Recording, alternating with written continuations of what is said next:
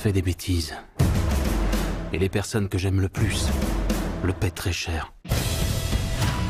Grâce à toi, on a dû s'enfuir. On est toujours en fuite. Allons-nous-en.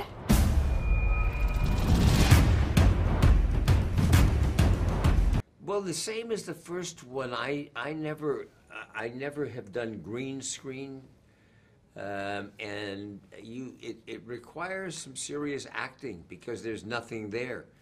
I used to dismiss it and think it was action movies, but now I have a new appreciation how difficult it is to, when there's not a person in front of you or there's things supposed to be coming. The hardest scene to shoot for me was the scene where my first scene in the film where I'm driving Scott in the miniature car, and there's all these things that are happening. There's this enormous birds that attack the car, there's this enormous truck that goes overhead, and all of that is imagined. None of that's really happening. We're on a green screen.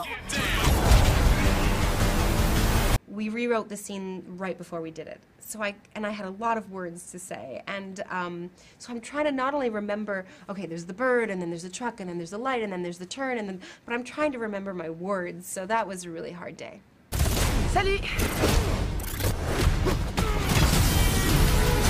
A scene with myself and Wasp, and we're having a fight, and out of the mask, it was difficult to see out of that. So there was all these different compartments of my costume. There was about 45 pieces to my costume. So I remember with the mask, I you know, the eyes were kind of up there, and so that we'd have to take little bits off, and then I'd do a little bit with like a jaw and some dots, and so yeah, that was I guess a little challenging at times.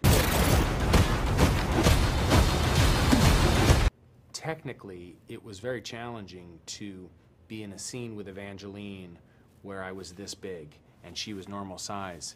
I'm not exactly sure why it was as hard as it was, but it took about a week.